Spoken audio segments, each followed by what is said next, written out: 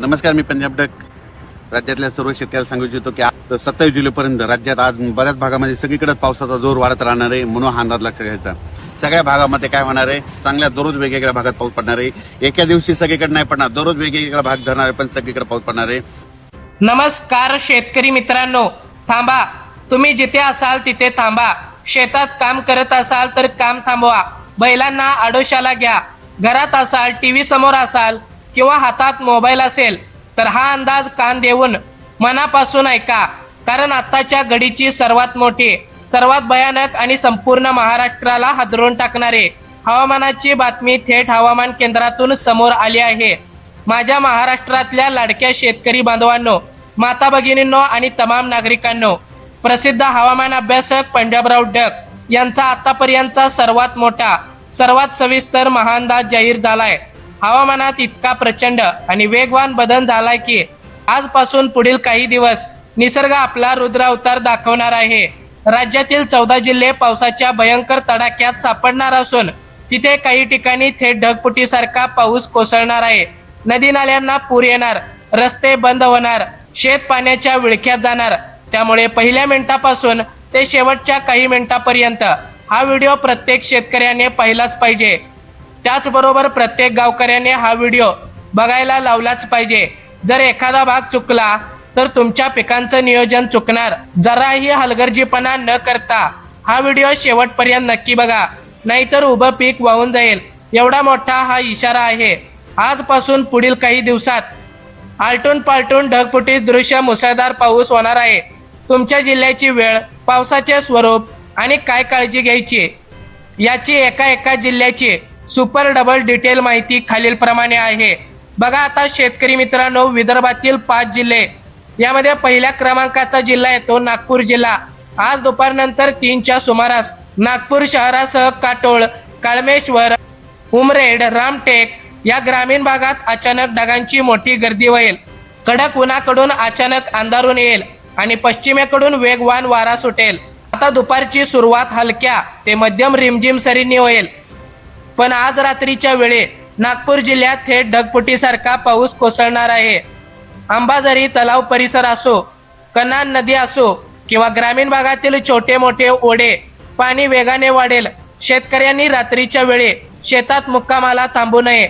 जनावरांना गोठ्यात सुरक्षित बांधावे. आता दुसऱ्या क्रमांकाचा जिल्हा येतो भंडारा जिल्हा. आज दुपारपर्यंत हवामान प्रचंड दमट आणि ढगाळ राहील, जी जीवाला चटका लावणारी असेल. उकाडा प्रचंड वाढेल. हाच मोठा पाऊस येण्याचा संकेत असतो. दुपारनंतर आणि रात्री मात्र पावसाचा प्रचंड जोर वाढून पूरसदृश्य स्थिती निर्माण होईल. वैनगंगा नदीच्या खोऱ्यातील आणि नदीकाठच्या गावांना प्रशासनाने अलर्ट राहावे लागेल. शेतात पाणी साचून सोयाबीन किंवा धान खराब होऊ नये म्हणून पाण्याचे चर आताच मोकळे करून घ्या. शेतकरी मित्रांनो, आता तिसऱ्या क्रमांकाचा जिल्हा येतो गोंदिया जिल्हा. गोंदियात आज सकाळपासून ढगाळ वातावरण असून सूर्यदर्शन झालेले नाही. हवेमध्ये कमालीची आर्द्रता जाणवत आहे. दुपारनंतर हलक्या सरी सुरू होतील, पण आज रात्रीच्या वेळी ढगांच्या गडगडाटासह, प्रचंड गडगडाटासह आणि विजांच्या कडकडाटासह अतिमुसळधार पाऊस होईल. भात शेती खाचरांमध्ये पाणी तुंबण्याची शक्यता असल्याने पाटाचे पाणी नियंत्रणात ठेवा. विजा कडकडताना झाडाचा आडोसा अजिबात घेऊ नका. आता बघा शेतकरी मित्रांनो, 4थ्या क्रमांकाचा जिल्हा येतो चंद्रपूर जिल्हा. आज दुपारनंतर अचानक हवेत गारवा येईल, वारे आपली दिशा बदलतील आणि पावसाची जोरदार बॅटिंग सुरू होईल. आता रात्रीच्या वेळी मुसळधार ते अतिमुसळधार पावसाची शक्यता आहे. सखल भागात राहणाऱ्या नागरिकांनी आणि नदीकाठच्या शेतकरी बांधवांनी जनावरांना सुरक्षित ठिकाणी हलवावे. हिराई नदीच्या पाणी पातळीवर बारीक लक्ष ठेवावे लागेल. आता बघा पुढील जिल्हा येतो तो म्हणजे 5व्या क्रमांकाचा जिल्हा यवतमाळ जिल्हा. आज दुपारनंतर कडक ऊन पडल्यानंतर अचानक काळेकुट्ट ढग जमा होतील. उमरी, पुसद, वाणी या पट्ट्यात वेगाने बदल होईल. आता रात्रीच्या वेळी यवतमाळचा मुख्य पट्टा धुवाधार पावसाने झोडपून काढेल. कापूस आणि सोयाबीनच्या पिकात पाणी साचणार नाही याची काळजी आजच घ्या. ज्यांनी खते टाकली आहेत त्यांनी वाहून जाणार नाही याची दक्षता घ्यावी. शेतकरी मित्रांनो, आता पुढील विभाग येतो मराठवाडा. मराठवाड्यातील 5 जिल्हे, यामध्ये 6व्या क्रमांकाचा जिल्हा येतो नांदेड जिल्हा. विशेषतः पूर्णा, पालम, पेनोर या पट्ट्यामध्ये आज दुपारपर्यंत अजिबात पाऊस नसेल, कडक ऊन असेल आणि शेतकरी चिंतेत असतील की पाऊस येईल की नाही. पण आज रात्री मात्र या पट्ट्यात निसर्गाचा चमत्कार दिसेल. पूर्णा, पालम आणि पेनूर पट्ट्यात ढगफुटीसारखा पाऊस पडून ओढे नाले ओसंडून वाहतील. कोरड्या पडलेल्या विहिरींना पाणी उतरेल. हा पाऊस या भागाचा कायापालट करणारा ठरणार आहे. बघा आता शेतकरी मित्रांनो, 7व्या क्रमांकाचा जिल्हा आहे तो परभणी जिल्हा. आज दुपारनंतर 3च्या नंतर वातावरणात मोठा आणि अचानक बदल होईल. गंगाखेड, मानवत, पाथरी या भागांमध्ये ढग दाटून येतील. विजांच्या कडकडाटासह मुसळधार पावसाला सुरुवात होईल. परभणीतील सोयाबीन उत्पादक शेतकऱ्यांसाठी हा पाऊस सुरुवातीला संकट वाटेल, पण पिकांच्या वाढीसाठी तो नंतर अमृत ठरणार आहे. जमिनीतील पाणी शोषून घेण्याची क्षमता यामुळे वाढणार आहे. आता बघा शेतकरी मित्रांनो, 8व्या क्रमांकाचा जिल्हा आहे तो लातूर जिल्हा. आज दुपारपासून ढगांची गडबड सुरू होईल. उदगीर, अहमदपूर, औसा या भागांमध्ये हलकी रिमझिम सुरू होईल. रात्रीच्या वेळी पावसाचा जोर 4 पटीने वाढणार आहे. लातूर जिल्ह्यातील मांजरा नदीच्या पट्ट्यात आणि बॅरेजेस मध्ये चांगला पाणीसाठा वाढण्यास मदत होईल. नागरिकांनी पुलावरून पाणी वाहत असताना प्रवास करणे टाळावे. बघा आता शेतकरी मित्रांनो, पुढील जिल्हा आहे तो बीड जिल्हा. आज दुपारनंतर पावसाचे ढग बीड शहरावरून आंबेजोगाई, परळी आणि गेवराई ग्रामीण भागाकडे सरकतील.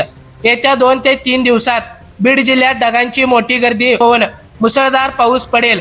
बीडकरांसाठी ही खूप मोठी आनंदाची आणि दिलासादायक बातमी आहे, कारण इथली पाणी टंचाई या पावसाने बऱ्याच अंशी कमी होणार आहे. शेतकरी मित्रांनो, आता 10व्या क्रमांकाचा जिल्हा आहे तो धाराशिव जिल्हा.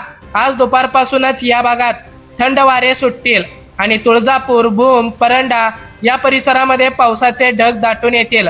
आता पिकांसाठी सुवर्ण काळ ठरणारा हा पाऊस असणार आहे. या ठिकाणी मुसळधार पाऊस पडेल. जे भाग कोरडे राहिले होते त्या सर्व भागांची तहान या पावसाने भरणार आहे. शेतातील विहिरींच्या पाणी पातळीत मोठी वाढ अपेक्षित आहे.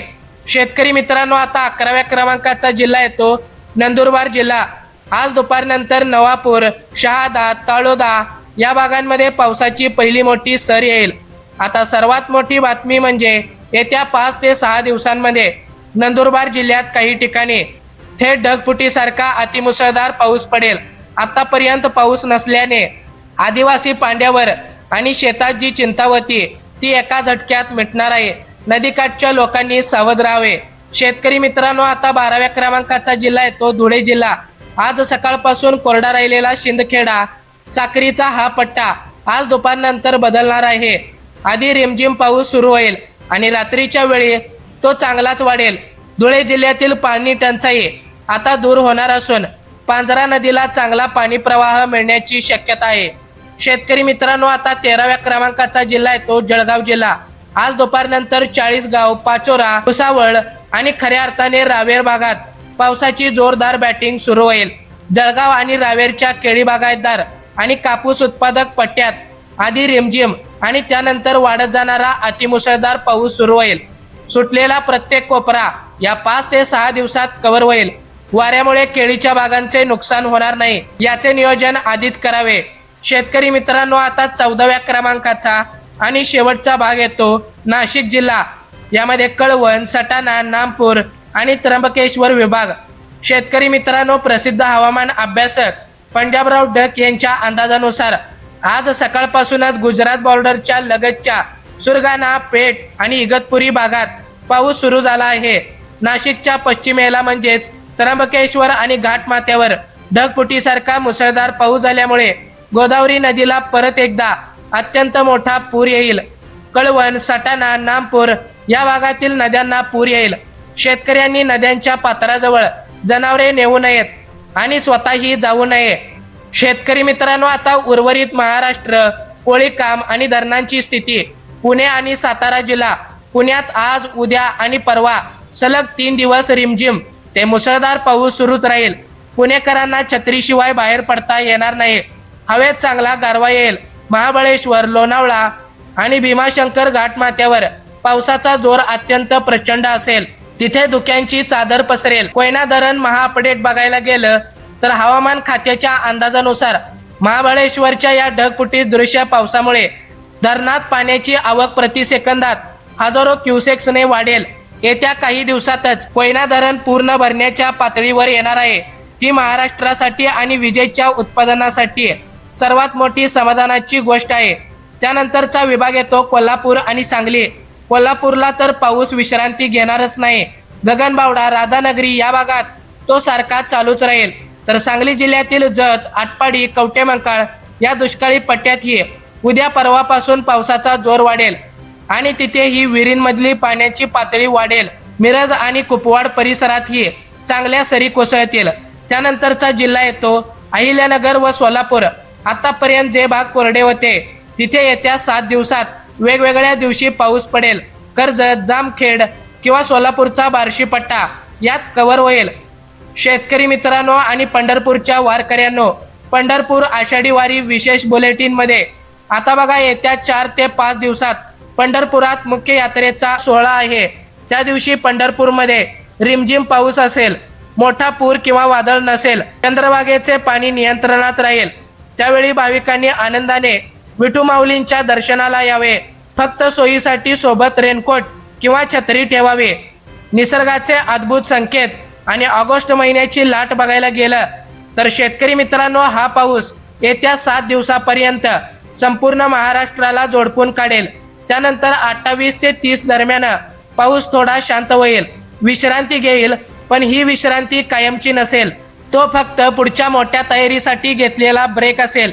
लगेच या महिन्याच्या शेवटी आणि पुढील महिन्याच्या पहिल्या आठवड्यात 5 ऑगस्ट पर्यंत पावसाची दुसरी सर्वात मोठी आणि अतिशय सक्रिय लाट महाराष्ट्रावर धडकणार आहे। त्यामुळे ऑगस्टच्या सुरुवातीलाही पाऊस पाण्याचे टेन्शन नाही। हाच अंदाज शेजारच्या कर्नाटक आणि तेलंगणाच्या शेतकऱ्यांसाठीही लागू राहील। तिथल्या पिकांनाही चांगला फायदा होईल। निसर्गाचे संकेत बघायला गेलं, प्रसिद्ध हवामान अभ्यासक पंजाबराव डक म्हणतात की मी तुम्हाला उन्हाळ्यात सांगितलं होतं की यावर्षी दुष्काळ पडणार नाही। आज पुन्हा एकदा छाती ठोकपणे सांगतो, दुष्काळाचे नावही काढू नका। निसर्गाने आपल्याला आधीच 2 मोठे संकेत दिले होते। चिंचांच्या झाडाला यावर्षी इतक्या चिंचा लागल्या होत्या की झाडांच्या फांद्या जमिनीला टेकल्या होत्या। जांभळीच्या झाडाला काळी बोर जांभळं प्रचंड प्रमाणात लकडली होती। पक्षी आणि मानवाने खाऊन ही झाडे भरली होती। ऋषीमुनींच्या जुन्या जगत्या माणसांचा आणि निसर्गाचा हा अनुभव आहे की ज्या वर्षी निसर्गामध्ये ही लक्षणे दिसतात त्या वर्षी पाऊस पाणी उदंड पडतो, नद्या नाले वर्षभर वाहतात आणि शेतकरी राजा मालामाल होतो। निसर्गाचा हा कौल कधीही खोटा ठरत नाही। विज्ञान एक वेळ चुकेल, पण निसर्गाचा हा नियम कधीच चुकणार नाही। सध्या आपल्या गावाकडं शेतामध्ये कापूस आणि सोयाबीन पिके उगवून वर आली आहेत। कोळपणी, खुरपणी, खते टाकणे आणि उकरणाची कामे वेगात सुरू आहेत। निसर्गाची ही मोठी कृपा आहे की पाऊस ही पिकांना जीवनदान देण्यासाठी अगदी योग्य वेळेवर येत आहे, ज्यामुळे पिकांची वाढ जोरदार होईल। शेवटची ताकीद आणि मोलाचा संदेश शेतकरी मित्रांनो, प्रसिद्ध हवामान अभ्यासक पंजाबराव डक यांनी सांगितलं आहे। हा पाऊस एकाच दिवशी सगळ्या महाराष्ट्रात पडणार नाही, तो आज उद्या परवा करत येत्या 7 दिवसात एक एक जिल्हा, एक एक तालुका, एक एक गाव कव्हर करणार आहे। त्यामुळे आमच्या गावात अजून का पाऊस आला नाही, शेजारी पाऊस पडून गेला म्हणून चिंता करू नका, प्रत्येकाचा नंबर लागणार आहे। पण शेतकरी मित्रांनो, प्रसिद्ध हवामान अभ्यासक पंजाबराव डक यांनी सांगितलेल्या 14 जिल्ह्यांनी अतिशय सावध राहावे। विजा कडकडताना मोबाईलचा वापर टाळावा, झाडाखाली उभे राहू नये, ओढ्याला पाणी आले असेल तर ट्रॅक्टर किंवा गाडी घालण्याची घाई करू नका। वातावरणात काही बदल झाला, नवीन अपडेट घेऊन तुमच्या सेवेत हजर होईल। हा अंदाज लक्षात घ्या, पिकांचे संरक्षण करा आणि आनंदाने शेतीचे नियोजन करा। शेतकरी मित्रांनो, अशाच ताज्या, विश्वासार्ह आणि हवामान अपडेटसाठी आताच आपल्या बोलगड्या मराठी या यूट्यूब चॅनलला सबस्क्राईब करा। सावध राहा, सतर्क राहा, काळजी घ्या स्वतःची आणि स्वतःच्या कुटुंबाची। भेटूया पुन्हा एकदा अशाच माहितीपूर्ण व्हिडिओ सोबत। तोपर्यंत जय हिंद, जय महाराष्ट्र।